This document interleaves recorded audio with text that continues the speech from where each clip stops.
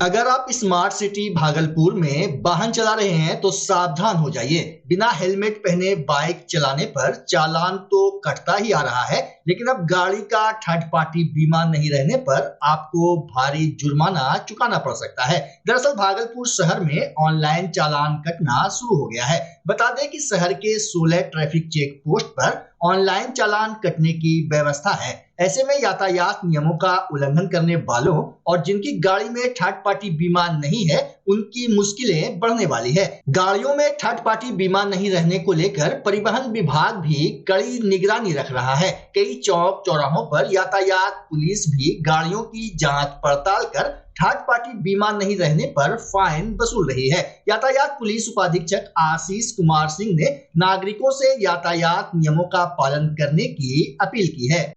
वाहन चालक जो अभी ट्रैफिक सिग्नल पे लगा हुआ है, ऑनलाइन जो चालान कटता है उसमें बाइक का ही कट रहा है फाइन। एक्चुअली इंश्योरेंस अगर किसी वाहन में नहीं है तो उसका फाइन जो है ऑटोमेटिक ऑनलाइन प्रत्येक दिन निर्गत हो जाएगा। ये एक जैसे पहले बाइक पे लोग चलते थे बिना हेलमेट का तो उसका 1000 रुपया फाइन आता था विदाउट हेलमेट का। अब अगर इंश्योरेंस नहीं तो एक साथ उनको 3000 का फाइन का चालान निर्गत हो जाएगा। और ये ऑनलाइन होना है। 16 जगह लगे हैं कैमरे टाउन में, और ये अभी ऑलरेडी मुजफ्फरपुर नालंदा में ये और भागलपुर में ये आज से चालू होगा।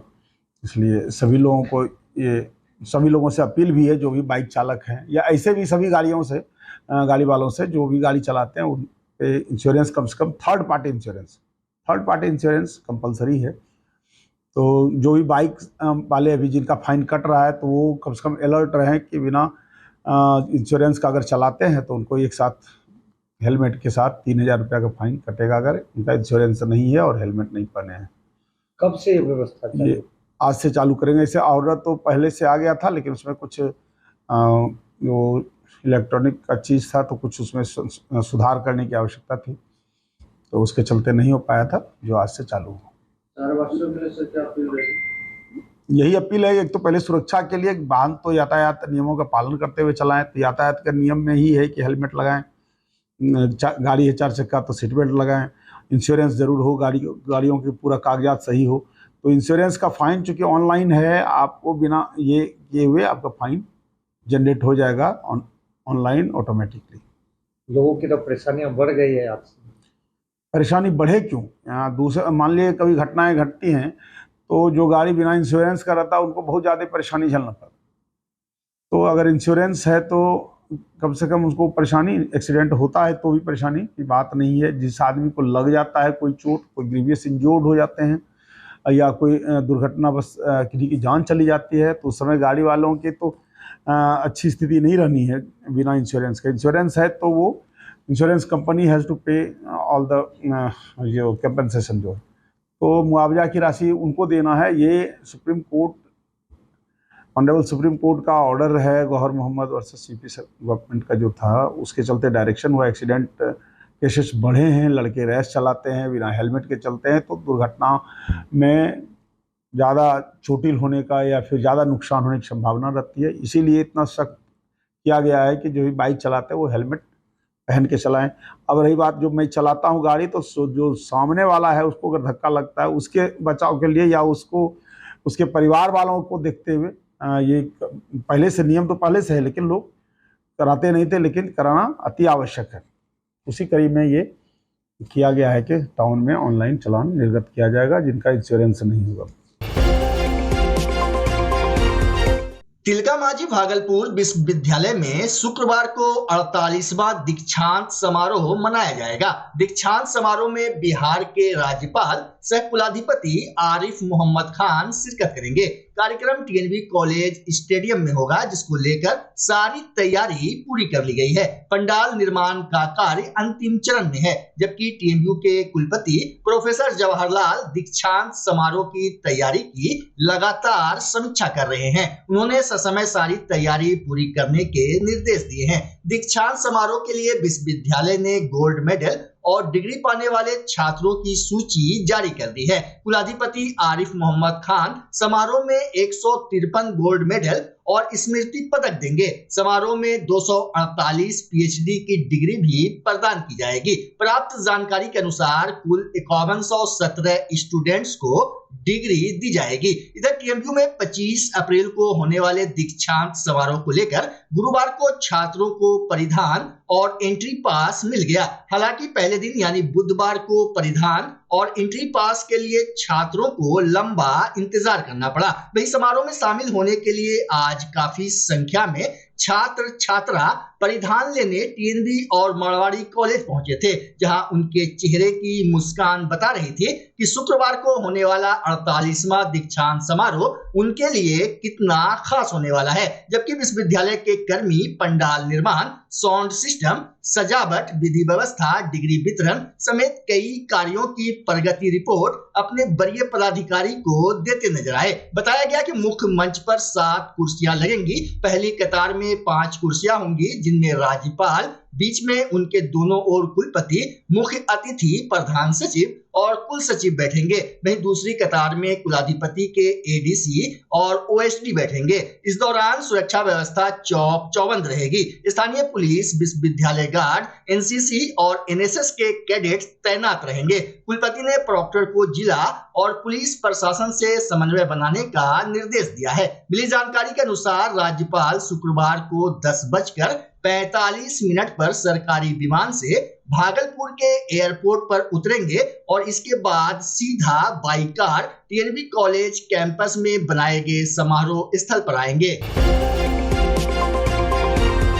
भागलपुर के समीक्षा भवन में उप विकास आयुक्त प्रदीप कुमार सिंह की अध्यक्षता में खेलो इंडिया यूथ गेम्स 2025 की तैयारी को लेकर नगर आयुक्त डॉक्टर प्रीति एवं नगर पुलिस अधीक्षक शुभांक मिश्रा की उपस्थिति में संबंधित पदाधिकारियों के साथ समीक्षा बैठक की गई। बैठक में खिलाड़ियों के आगमन के अवसर पर उनका भव्य स्वागत करने का निर्देश दिया गया। इसकी तैयारी कला संस्कृति सह परिभ्रमण समिति करेगी। साथ ही निर्देशित किया गया कि प्रतिदिन प्रतियोगिता के समापन के उपरांत स्थानीय कलाकारों द्वारा सांस्कृतिक कार्यक्रम का आयोजन किया जाएगा। खिलाड़ियों के आवासन के लिए होटलों की व्यवस्था की जा चुकी है। वहीं खिलाड़ियों के ठहराव स्थल पर चिकित्सा टीम की व्यवस्था रहेगी। भागलपुर में खिलाड़ियों के पदार्पण के अवसर पर भागलपुरी चादर, स्मृति चिन्ह और फूलों से उनका स्वागत किया जाएगा। बैठक में निर्देशित किया गया कि ICCC के माध्यम से शहर के सभी यूनिपोल पर लगे LED स्क्रीन पर खेलो इंडिया का गीत चलाया जाए और पूरे शहर को खेल के रंगों से रंगा जाए। बैठक में अपर समाहर्ता दिनेश राम,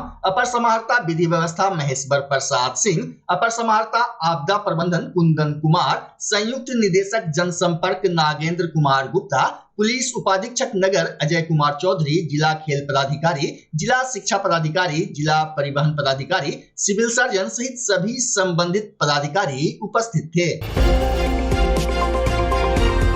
प्लॉटर अमरेंद्र सिंह हत्याकांड के आरोपित शुभम सुनार उर्फ छेदी को भागलपुर पुलिस ने लोडेड कट्टा के साथ गिरफ्तार कर लिया। सिटी डीएसपी 2 राकेश कुमार ने बताया कि बबरगंज पुलिस बुधवार को दोपहर की गश्ती कर रही थी। इस बीच एक युवक सकरुल्ला चक कुआं के पास बैठा मिला। पुलिस को देखकर वह बांस बाड़ी की ओर भागने लगा, जिसके बाद उसे दौड़ाकर पकड़ा गया। तलाशी ली गई तो ट्राउजर के बाईं ओर कमर से एक लोडेड कट्टा एवं जिंदा कारतूस मिला। सिटी डीएसपी ने कहा कि कुछ दिन पहले हथियार लहराने की भी सूचना इस अपराधी की मिली थी। छापेमारी टीम में पुलिस अवर निरीक्षक विशाल कुमार, सहायक अवर निरीक्षक देव कुमार सिंह समेत कई पुलिस कर्मी शामिल रहे। मामला यह है कि एसपी साहब के आदेशानुसार हम लोग आदेश रात पर बाउंड्री छापेमारी की जा रही थी। संध्या गश्ती क्रम में सूचना मिली कि एक व्यक्ति कमर पिस्टल खोजते हुए जा रहा है। कुछ सूचना के आलोक में गश्ती पर जो इंचार्ज जो थे विशाल कुमार, उन्होंने छापेमारी की है तो देखिए कि व्यक्ति कुछ गाड़ी देखते हुए भागना शुरू कर दिया। पुलिस दल उस खरीद के पकड़ा तो उसके कमर से एक देसी कट्टा और 2 जिंदा कारतूस बरामद किया गया है। क्या लगता है किसी अपराध की घटना को करने के लिए कि पहले एक तारा अपराधी का नाम है शुभम सुनार जो है, ये पूर्व भी 2 बबरगंज में 2 हत्याकांड में जेल जा चुका है। हो सकता है किसी प्राणी कर रहा हो, पूछताछ की जा रही है। अन्य सहयोगियों भी स्टेज पहुंचे गए, गिरफ्तारी की 2 जांच कर रहे हैं, स्वास्थ्य जांच कर रहे हैं।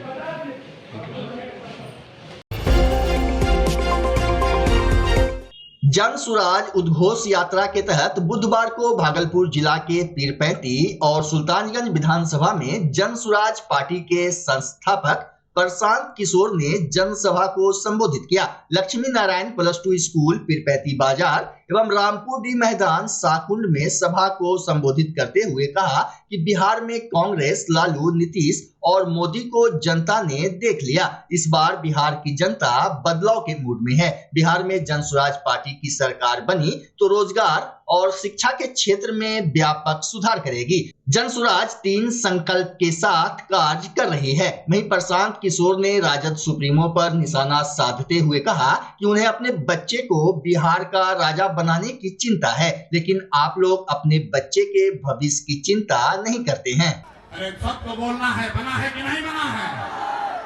आपने हमने वोट दिया जाति के नाम पर, अपने जात के नेता को। बिहार में आदमी कहता है जिए चाहे मर जाए, अपना जाते वाले को वोट देंगे। तो मेरे भाई, आपके जात के नेता ने आपके बच्चों के पढ़ाई रोजगार का व्यवस्था नहीं किया, लेकिन जाति का बात और जाति का जनगणना पूरे बिहार में कराया है कि नहीं कराया है? अरे जाति का जनगणना हुआ है कि नहीं हुआ है? आपने हमने कई लोगों ने वोट दिया नीतीश कुमार को बिजली के लिए। लोगों ने कहा हमको बिजली और सड़क चाहिए। लालू के राज में बिहार में बिजली नहीं था, तो नीतीश के इसी भ्रष्टाचार वाले राज में बदहाल बिहार में बिजली का बिल 2000 आए चाहे 4000, घरे घरे बिजली आया है कि नहीं आया है? अरे हाथ उठाकर बताइए, बिजली आया है कि नहीं आया है? आपने हमने वोट दिया सिलेंडर के लालच में मोदी जी को, तो सिलेंडर का दाम 800 हो कि 1000, घरे घरे सिलेंडर बटा है कि नहीं बटा है? आपने हमने वोट दिया मोदी जी का भाषण सुन के कि मोदी जी गुजरात में बड़ा विकास किए हैं।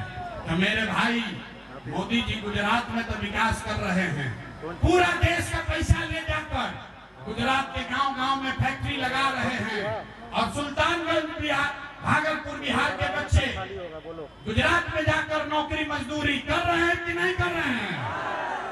तो कौना बात पर वोट दिए हो जो नहीं मिला? आपने कहा अपने बच्चों के नाम पर कि हे भैया, आज तक जीवन में अपना बच्चा के पढ़ाई रोजगार के लिए वोट नहीं दी। बच्चा जब जन्म लेता है तो कई बार बच्चा तुरंत नहीं रोता है, रोने में देर हो जाता है। ऐसे में बच्चा क्षतिग्रस्त हो जाता है और उसके बचने की संभावना कम हो जाती है, और यदि बचा तो भविष्य में उसमें विकलांगता की समस्या आती है, जिसे सीपी कहते हैं, जिसका कोई माकूल इलाज नहीं है और ज़िंदगी भर बच्चा विकलांगता से जूझ सकता है। ऐसे में पूरे संसार में कूलिंग थेरेपी का सहारा लिया जाता है। जन्म से ठीक 6 घंटा के अंदर यदि उसको कूलिंग थेरेपी दिया जाए तो उससे उसका सीपी की समस्या कम होती है और बचने की भी संभावना बढ़ती है। पहली बार बिहार झारखंड में आपके शहर के स्नेह नवजात शिशु बाल सेवा केंद्र में यह मशीन उपलब्ध है। कभी भी ऐसी बात हो कि बच्चा रोने में विलम्ब हो गया तो आप स्नेह नवजात शिशु बाल सेवा केंद्र में जरूर संपर्क करें।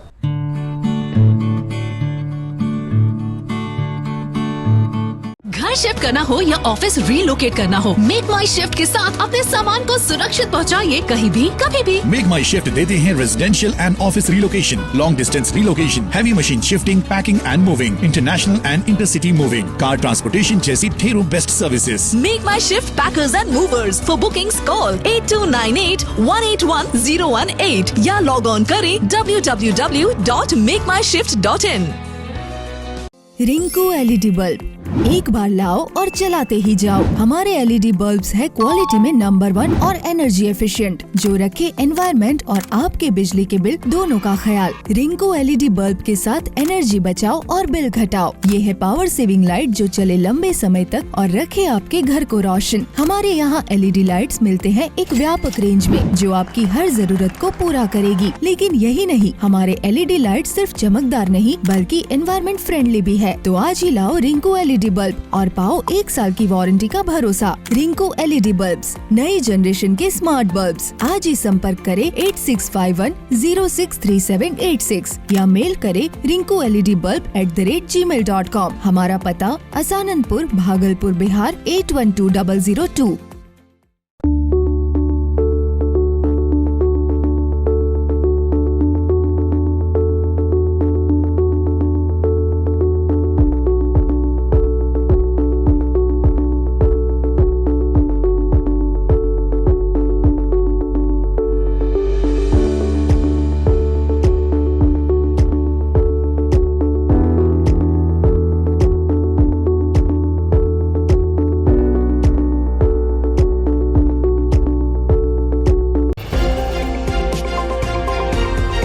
नवगछिया पुलिस और STF को एक बड़ी सफलता हाथ लगी है। नवगछिया पुलिस ने जिला के टॉप 10 अपराधियों में शामिल 1 लाख के इनामी अपराधी नवीन यादव को हिमाचल प्रदेश के शिमला से गिरफ्तार कर लिया है, जिसकी विस्तृत जानकारी नवगछिया SDPO ओम प्रकाश ने प्रेस वार्ता कर दी। टॉप 10 में शामिल हत्याकांड का जो फिरार अभियुक्त था नवीन यादव, उसको STF के सहयोग से गिरफ्तार किया गया और वो इनामी अपराधी था। और उक्त अपराधी के विरुद्ध विभिन्न थानाओं में कई हत्या, लूट, डकैती, आमसे जैसे दर्जनों गंभीर कांड में ये आरोपित भी रहा है। ये उसके बाद इसमें ये जो हत्या के बाद गोपालपुर थाना क्षेत्र में हत्या हुई थी, जिसमें इसके भाई को सजा भी हुई थी। उसी केस में ये फिरार चल रहा था, बरसों से भागा हुआ था और इसे STF टीम के सहयोग से इसको हिमाचल प्रदेश से अपने नवगछिया घर आने के क्रम में इसे गिरफ्तार किया गया। और इसका कई आपराधिक इतिहास है और सबसे खूबी है कि इसका भाई जो नवगछिया पुलिस जिला का क्राइम का सरगना था, वो इस केस में पहले से भी सजायाफ्ता है। इसके पिता भी उस केस में सजायाफ्ता है और इसमें इसको न्यायिक हिरासत में भेजा जा रहा है। ये अन्य जिलों में भी वांटेड रहा है और वहाँ के में प्रोडक्शन करके इसे रिमांड किया जाएगा और इसे फिर हम लोग पुलिस रिमांड पे भी लेंगे, जिससे अनुसंधान में और आगे की जानकारी हो सके। इसका इनाम भी है सर क्या? हाँ, इससे इनाम 1 लाख का इनाम है।